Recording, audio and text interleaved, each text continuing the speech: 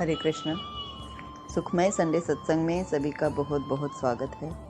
श्री गुरुदेव श्री कृष्ण को याद करते हुए मैं रेखा संदीप हेमत राम का सभी हरि भक्तों का हार्दिक अभिनंदन करती हूँ और श्री ठाकुर जी को याद करते हुए शुरू करते हैं आज का सत्संग। जितना हम हरि नाम जपते हैं उतना हम बुराइयों से बचते। हरि नाम जपने वाले का मन इतना पवित्र हो जाता है, उसकी आंखों पर प्रेम का चश्मा चढ़ जाता है, फिर उसे हर तरफ प्रेम ही प्रेम दिखाई पड़ता है, सभी बुरे भाव समाप्त हो जाते हैं।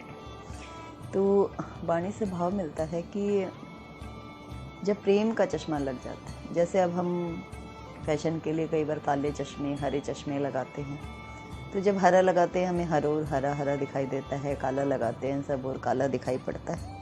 वैसे ही हरिनाम का प्रेम का चश्मा लगाने पर हर और वही ठाकुर नृत्य करता हुआ लीला करता हुआ दिखाई पड़ता है। और भक्त की सबसे अधिक परीक्षा होती है, प्रेमी की अधिक परीक्षा होती है, क्योंकि भगवान जो है बार बार चेक करता रहता है। अब जैसे पति पत्नी के रिश्ते में हम देखते हैं ना कि पत्नी थोड़े थोड़े दिन बाद अपने पति को चेक करती रहती है। हम सभी स्त्रियों की आदत होती है, अपने पति से हम गिफ्ट्स की उम्मीद करते हैं, हम अपने पति से कॉम्प्लीमेंट की उम्मीद करते हैं, हम तरह तरह की चीज़ें हम करते हैं, है ना। वैसे ही भक्त और भगवान का भी प्रेम का रिश्ता है, पति और पत्नी का भी प्रेम का रिश्ता है। तो जब भगवान जो है यहाँ पे हमें उनकी ज़रूरत है, हम उनके लिए हम उनके लिए कुछ भी कर सकते हैं, ऐसे प्रयास हम करते हैं। तो भगवान क्या करते हैं, हमें हमारे साथ अटखेलियाँ करते रहते हैं, तरह तरह की शरारत करते रहते हैं। थोड़े थोड़े दिन में आपके साथ आपको टेस्ट लेते रहेंगे, आपको चेक करते रहेंगे कि मेरे भक्त का प्यार मेरे लिए जो का त्यों है कि नहीं। अब वो कैसे टेस्ट होता है, वो कोई प्रतिकूलता भेज देंगे, कोई दुख भेज देंगे, कोई संताप भेज देंगे क्षणिक अवस्था के लिए। अब जैसे दिन है रात है, सुख है दुख है, वैसे ही प्रतिकूलता भी आएगी अनुकूलता भी आएगी, एक एक करके। ये तो प्रकृति का चक्र है, चलता ही रहेगा। तो जो ही प्रतिकूलता आती है तब भगवान देखते हैं कि मेरा भक्त मुझे याद कर रहा है कि नहीं कर रहा, मेरा प्रेमी मुझे ध्यान में रखकर अपने कार्य कर रहा है कि नहीं कर रहा। अब जैसे पति पत्नी का रिश्ता है, पत्नी पर कोई भी प्रतिकूलता आएगी वो तुरंत फ़ोन मिलाएगी, पति को बोलेगी, उनको आवाज़ लगाएगी, उनको कैसे भी सूचना पहुंचाएगी, है ना। वैसे ही भक्त और भगवान का है। भगवान क्या करते हैं, जैसे ही वो थोड़ा सा करते हैं तो वो देखते हैं मेरा प्रेमी मुझे पुकारता है कि नहीं पुकारता, मुझे मैसेज करता है कि नहीं करता, मुझे फ़ोन करता है कि नहीं करता। और भगवान को फ़ोन करने का क्या तरीका है, प्रार्थना, और तो कोई अन्य मार्ग है ही नहीं, पुकार। अब जैसे हम फ़ोन पर अपनी बात अपने हस्बैंड से, अपने प्रिय से कहते हैं, वैसे ही सेम तरीके से जब हम अपनी प्रार्थना में अपने हरि का नाम लेकर अश्रुपूरित हृदय से, आर्द्र कंठ से, नम आँखों से प्रार्थना करते हैं तो हरि दौड़े चले आते हैं। अब कौन अपने प्रियजन को दुखी देख सकता है, नहीं देख सकता ना। वैसे ही प्रभु भी हमें तकलीफ़ भेजकर, दुख भेजकर हमें देखते हैं कि इसका प्रेम सतत है कि नहीं। क्योंकि खटास और मिठास सब कुछ चाहिए होता है ना ज़िंदगी में, मीठा भी चाहिए, नमकीन भी चाहिए, खट्टा भी चाहिए, मीठा भी चाहिए। वैसे ही रिश्तों में भी चाहिए, प्यार और तकरार एक साथ ही चलते रहते हैं। जितना अधिक प्रेम होगा, प्रेम से भी आप उब ही जाएंगे, सब कुछ पॉजिटिव होगा तो रूटीन्ड लाइफ हो जाएगी, बोर हो जाएंगे। तो उसमें एक परिवर्तन की आवश्यकता होती है। परिवर्तन छोटी छोटी चीज़ें जो हमारे साथ होती हैं, गतिविधियाँ, अच्छा बुरा, कोई भी चीज़ हम बहुत टाइम से कर रहे होते हैं, अचानक से उसमें गैप आ जाता है, स्पेस आ जाता है, दूरी आ जाती है, कोई चाहे कोई शिकायत ही हो, चाहे कोई भी अन्य तरीका हो, तो वो जो गैप आता है ना, स्पेस आता है, वो वापस हमें रिबॉन्डिंग करता है, हमें जोड़ता है, हमें एक वापस ऊर्जा देता है, नहीं मुझे वही करना है।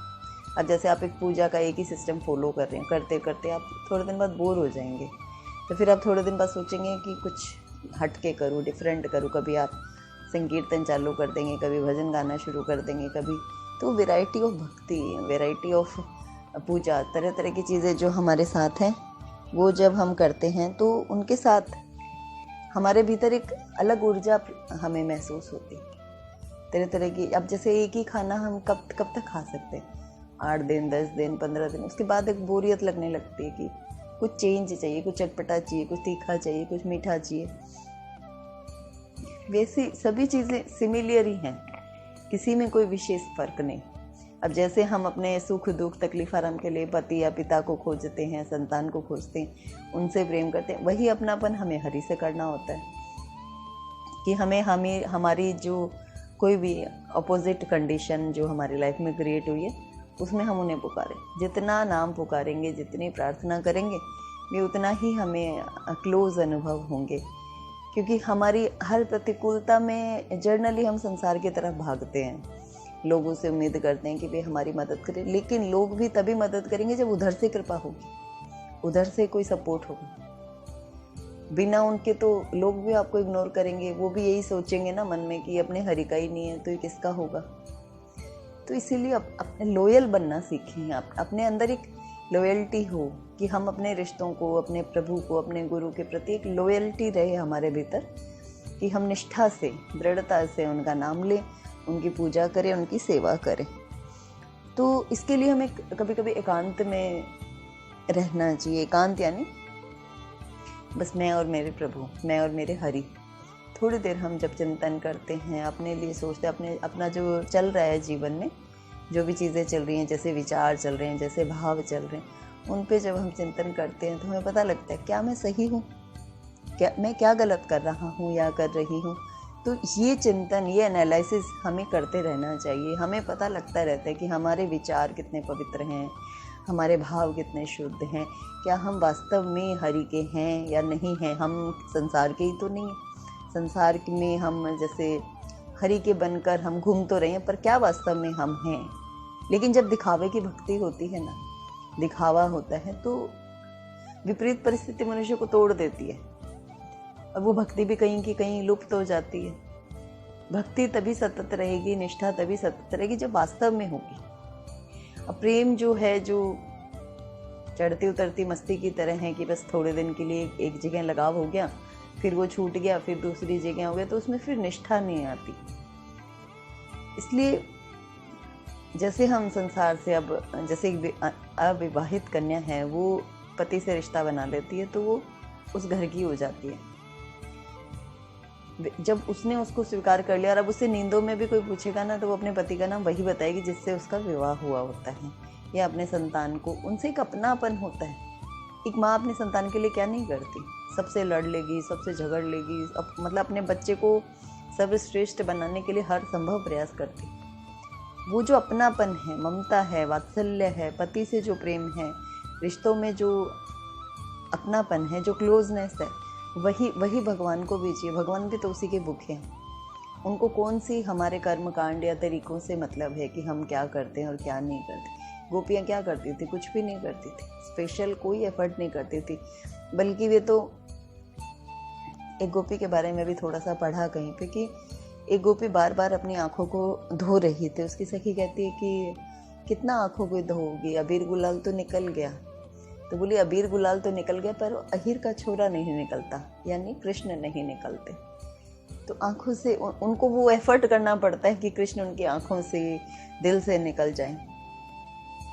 बस यही जो प्रेम है, यही प्रभु को बांध लेता है। तभी तो वो ना सब एक छाछ के लिए, माखन के लिए ठाकुर जी को नचा रही है। 3 लोग के नाथ है, उनको नचा रही है कि हमारे साथ गोबर के कंडे बनाने में हमारी मदद करो, हमारी मटका उठवा दो, हमें पानी भरवा दो, हमारा माखन खा लो।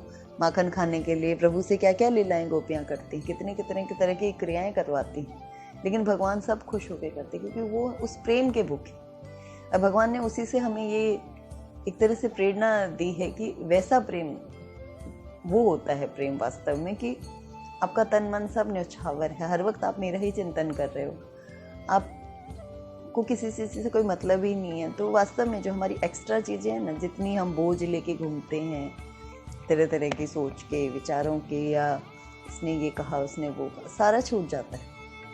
क्योंकि हमारा दिमाग, हमारा दिल, हमारा भाव, हमारे विचार, आज सब कुछ हमारा प्रभु में लगा रहता है। और वो लगेगा तब जब हम नाम जप करेंगे या उनसे प्रीति करेंगे। वो प्रीति करने के लिए भी हमें उन्हीं से प्रार्थना करनी पड़ेगी, क्योंकि वो तो त्रिलोक के स्वामी, उनसे ही कहेंगे कि हे नाथ, हे ठाकुर जी, हे कृष्ण, आपके चरणों में मेरा ऐसा प्रेम हो कि बस मैं प्रभु आप में ही डूबा रहूं।